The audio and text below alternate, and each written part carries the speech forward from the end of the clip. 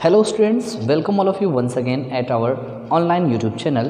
Myself Anand Mishra, and today we are going to describe the next section of motion in one dimension.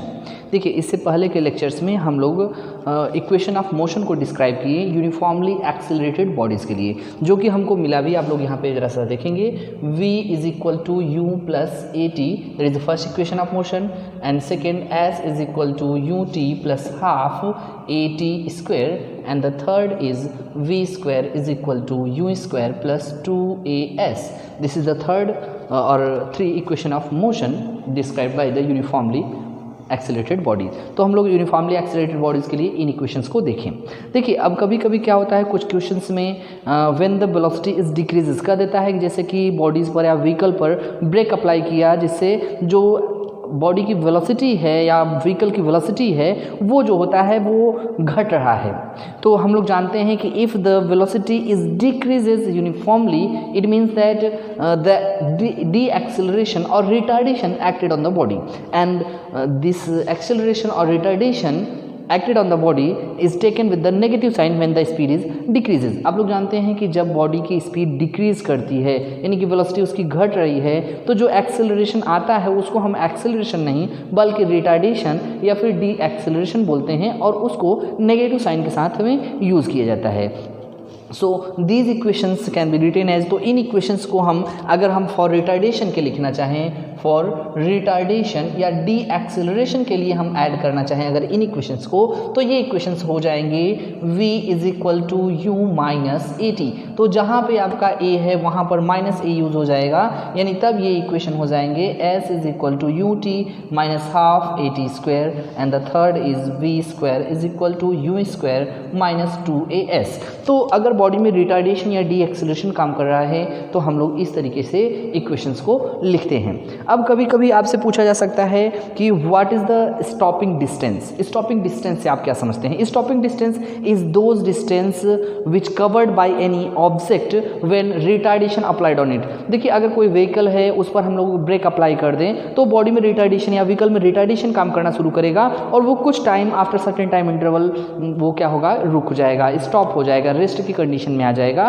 तो break apply करने के बाद जितना distance वो travel किया है, जितना डिस्प्लेसमेंट वो ट्रेवल किया, that is called stopping distance. तो उसी डिस्टेंस को हम लोग बोलते हैं स्टॉपिंग डिस्टेंस। कई बार कैलकुलेट करने के लिए भी आपसे बोला जाता है, तो हम लोग यहाँ पे देख लेते हैं स्टॉपिंग डिस्टेंस। स्टॉपिंग डिस्टेंस में अगर आप लोग देखेंगे तो फाइनली जो बॉडी होगी वो रुक जाएगी, यानी कि इसका जो फाइनल वेलोसिटी होगा वो हम जीरो कंसिडर करेंगे। इनिशियल वेलोसिटी को हम लोग ट्रीट कर लेते हैं। इनिशियल वेलोसिटी आपको दिया रहेगा तो इनिशियल वेलोसिटी यूँ ही होगा यहाँ पे, और अगर हम एक्सेलरेशन की बात करेंगे तो यहाँ पे रिटार्डेशन यूज़ होगा, यानी कि जो एक्सेलरेशन होगा वो माइनस ए यूज़ किया जाएगा, v is equal to zero, और इनिशियल वेलोसिटी को हम लोग u इज करेंगे।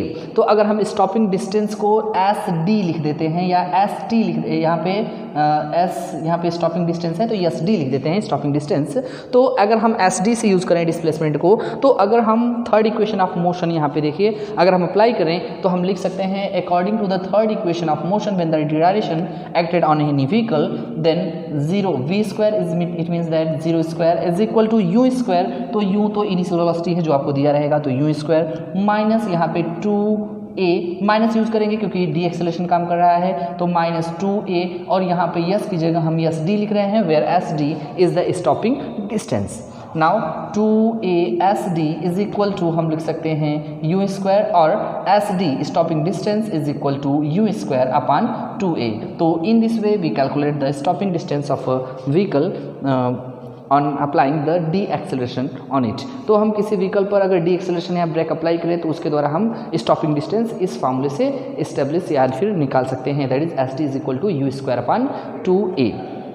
Now another condition for the straight line motion और या मोशन इन वन डायमेंशन। देखिए, मोशन इन वन डायमेंशन की एक और कंडीशन है, यहाँ पे हम लोग देख सकते हैं कि when a body is freely fall towards the earth, अगर कोई बॉडी फ्रीली फॉल कर रही है, not the at very large height, बहुत ज़्यादा ऊंचाई से नहीं, अगर हम एट सम डिस्टेंस की बात कर लें, तो अगर कोई बॉडी फ्रीली जो है वो फॉल कर रही है अर्थ की ओर, तो वो स्ट्रेट लाइन पाथ पर ट्रेवल करती है। देखिए अगर आप हाइट बहुत ज़्यादा ले लेंगे तो एक्चुअली जो ऑब्जेक्ट का पाथ होगा वो स्ट्रेट लाइन ना होकर के पैराबोलिक हो जाता है। तो पैराबोलिक है तो स्ट्रेट लाइन वाला मोशन या इक्वेशन हम लोग यूज़ नहीं कर सकते, इसलिए बहुत ज़्यादा हाइट से हम बात नहीं कर रहे हैं। अगर हम कुछ हाइट से बात करें तो जो मोशन होता है ऑब्जेक्ट का वो होता है स्ट्रेट लाइन मोशन, जिसको हम लोग मोशन अंडर ग्रेविटी भी बोलते हैं। तो चलिए आइए देख लेते हैं, हम लोग इसको डिस्कस कर सकते हैं। Motion under gravity, motion under gravity, तो देख लेते हैं। Motion under gravity, in this condition the body goes on a straight line path and follow the equation of motion with the some changes. कुछ changes के साथ जो है वो इक्वेशन ऑफ मोशन को फॉलो करता है। As we know that here the acceleration is not the linear acceleration, here the acceleration is gravitational acceleration. यहाँ पे जो एक्सेलरेशन काम करेगा वो लीनियर नहीं होगा, वो ग्रेविटेशनल एक्सेलरेशन होगा। तो हम क्या करेंगे कि ए की जगह यूज करेंगे जी, यानी कि gravitational acceleration. And the distance travelled by the object is height of the object. देखिए अगर यहाँ हम बात करें वर्टिकली मोशन की बात कर ले हम, तो जो डिस्टेंस ट्रेवल किया जाएगा यानी कि उसको हम हाइट के टर्म में लेंगे, तो हम लोग यहाँ पे जो डिस्प्लेसमेंट है डिस्टेंस एस से दिखा रहे हैं उसको हम लोग एच से यहाँ पर डिनोट करेंगे।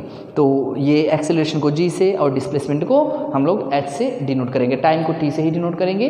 तो बाकी सारी चीज़ें हम लोग लेंगे लेकिन ये दोनों यहाँ पे हम लोग इस्तेमाल करेंगे। तो चलिए देख लेते हैं। तो इक्वेशन ऑफ मोशन कैसे हो जाएंगे कि v is equal to u plus a t use करते थे, तो यहाँ पे हम u प्लस यहाँ पे जी टी यूज़ करेंगे। और यहाँ पे हम देखिए दोनों साइन यूज़ कर रहे हैं फॉर एक्सेलरेशन एंड रिटार्डेशन, दोनों के लिए बात कर रहे हैं। तो प्लस माइनस दोनों साइन एक साथ में यूज़ कर रहे हैं। v is equal to u plus minus g t, where plus और माइनस की बात हम लोग अभी डिस्कस कर लेंगे। और यहाँ पे सेकेंड की बात कर लेते हैं, तो ये आपका सेकेंड इक्वेशन हो जाएगा h is equal to u t plus half, या प्लस माइनस दोनों यूज़ करेंगे, half g t square.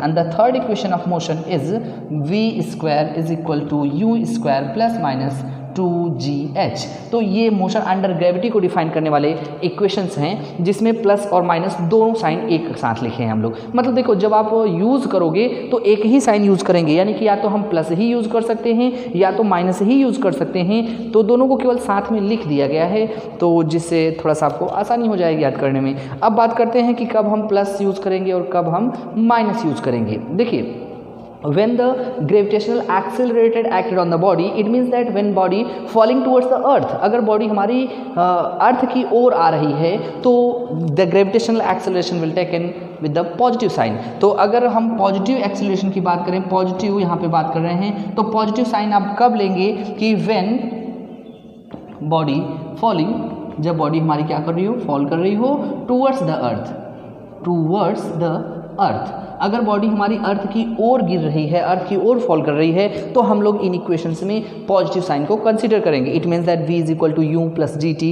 And h is equal to u t plus half g t square, while v square is equal to u square plus 2gh, मतलब हम positive sign लेंगे। But when the body thrown against the gravity, it means that the body moves vertically in upward direction। तो अगर body upward direction में vertically throw की जाए तो जो यहाँ पे ग्रेविटेशनल एक्सेलरेशन है will taken with the negative sign, तो यहाँ पे हम लोग नेगेटिव साइन कंसीडर करेंगे। तो हम लोग लिख सकते हैं कि when body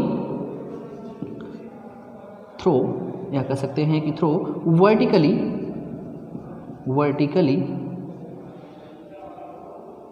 away from earth, away from earth.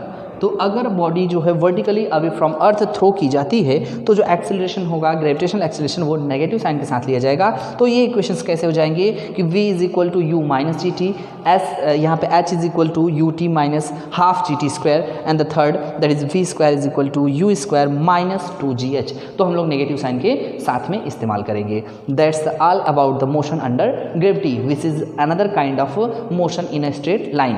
But the exception is that the height is not so much, जो हाइट है वो बहुत ज़्यादा नहीं होनी चाहिए। अगर बहुत ज़्यादा हाइट होगी तो मोशन स्ट्रेट लाइन ना होकर के वो पैराबोलिक हो जाएगा। इसलिए सर्टेन हाइट, या हम लोग कह सकते हैं कि कुछ ही हाइट से ये इक्वेशंस फॉलो होंगे। तो thanks for watching and I really appreciate your time.